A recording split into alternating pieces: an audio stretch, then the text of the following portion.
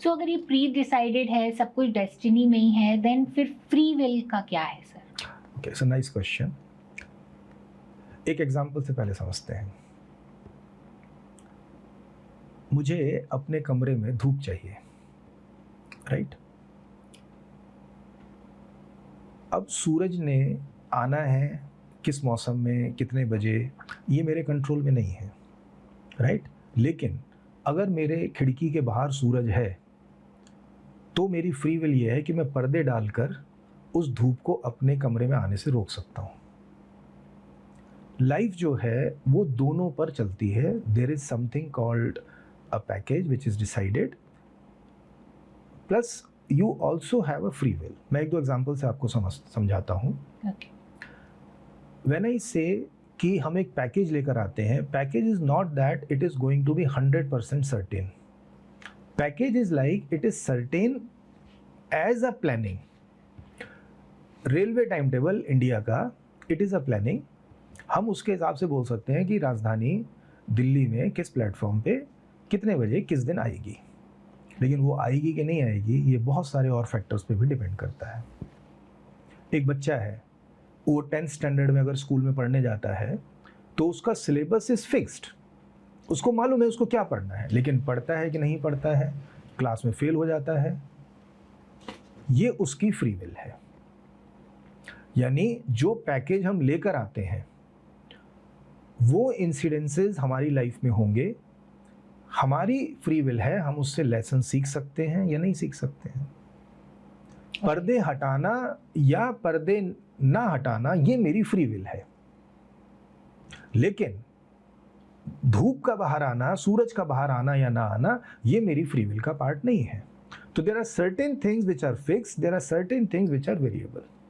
अभी मैं आपसे कहूँ आप खड़े हो जाएं और एक पैर ऊपर उठा लें, आपके पास फ्री विल है, आप लेफ्ट पैर भी उठा सकते हैं, राइट भी उठा सकते हैं, that's a part of your free will. लेकिन एक बार आपने लेफ्ट पैर ऊपर उठा लिया, अब राइट पैर ना उठाने के लिए that has become part of your destiny. So हम गुलाम नहीं है, हमारी फ्रीडम।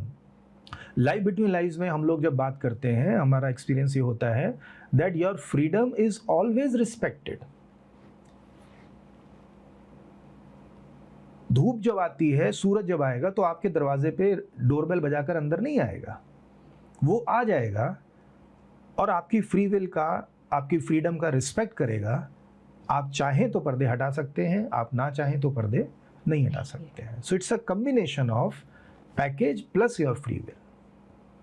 ओके, सो जो मुझे समझ में आ रहा है सर कि मान लीजिए मेरी लाइफ में कुछ भी घटनाएं मैं फ्री अपनी डेस्टिनी से लिखवा के आई हूँ, पैकेज के तौर पे लिखवा के आई हूँ कि मेरे साथ ये घटित होगा, लेकिन जो भी घटित हो रहा है उससे मैं कितनी लर्निंग लूंगी, राइट।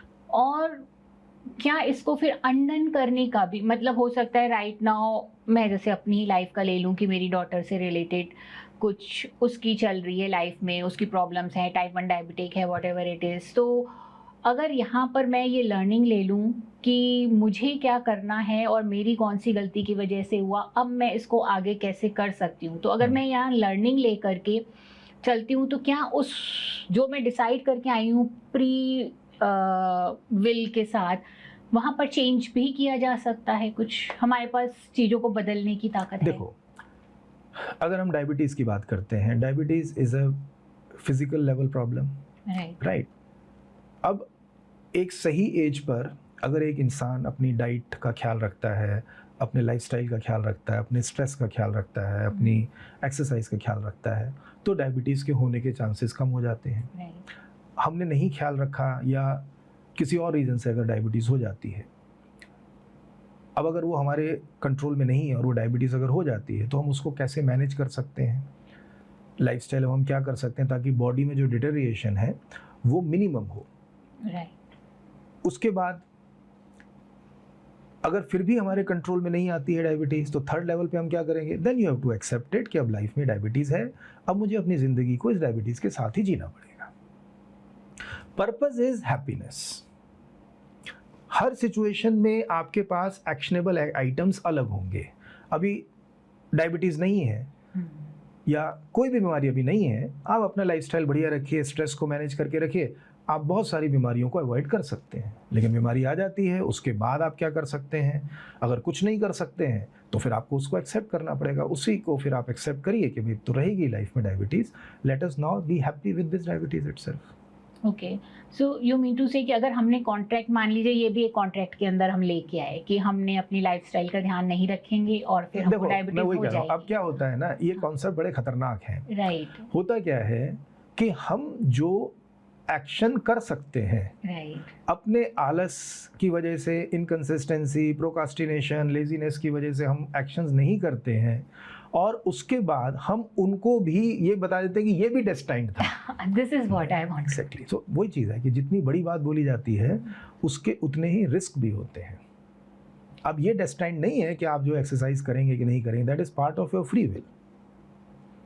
तो ये कैसे डिसाइड हो कि क्या मेरा पार्ट ऑफ फ्री तो विल सिंपल है, चीज़ों को ज़्यादा कॉम्प्लेक्स नहीं करते हैं, सिंपल सी बात है। आज जो आपके पास सिचुएशन है, उस सिचुएशन में आप जो भी बेस्ट कर सकते हैं अपनी तरफ से बेस्ट करते रहें।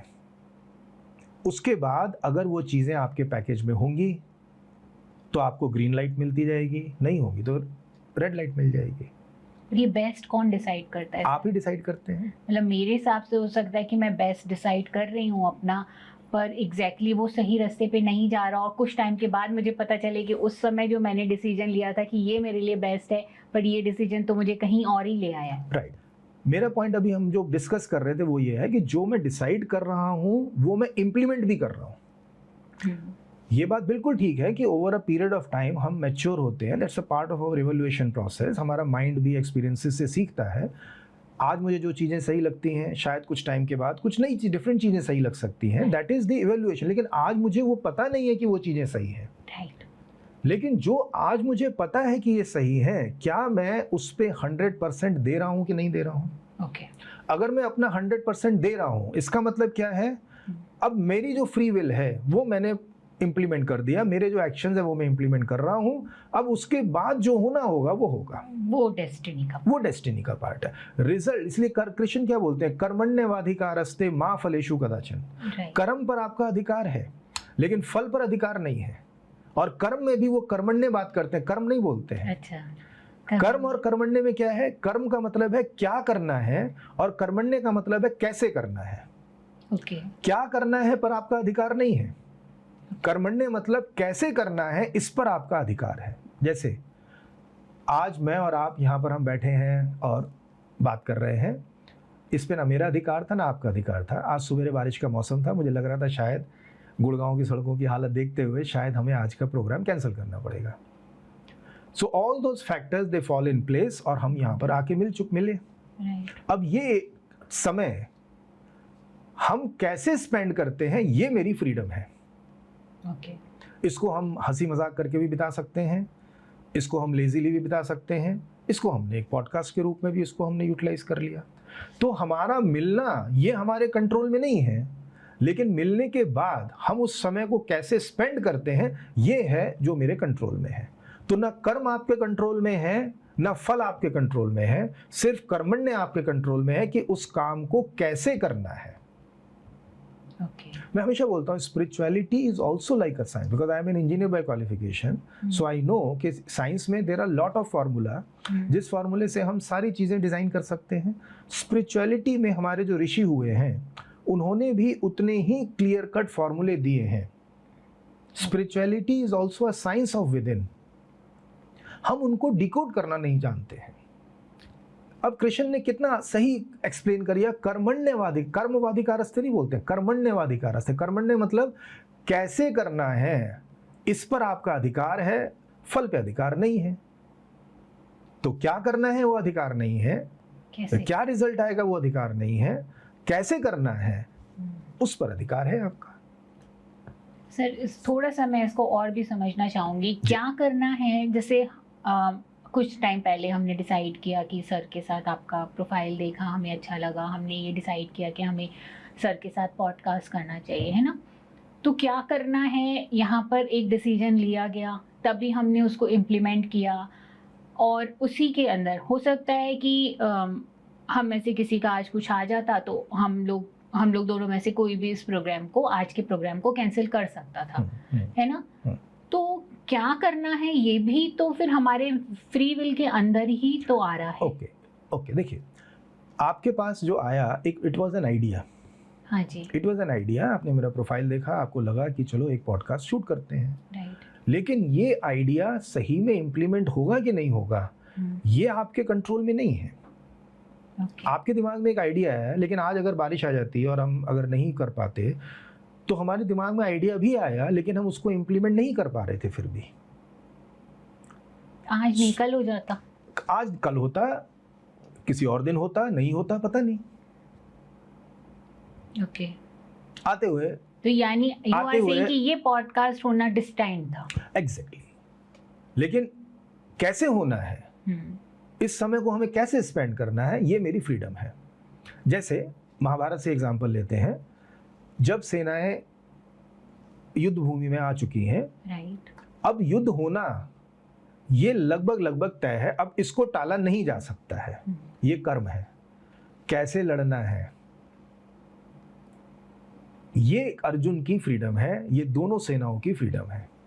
और कृष्ण अर्जुन को क्या बोलते हैं 18 अध्याय में, यही तो समझाते हैं।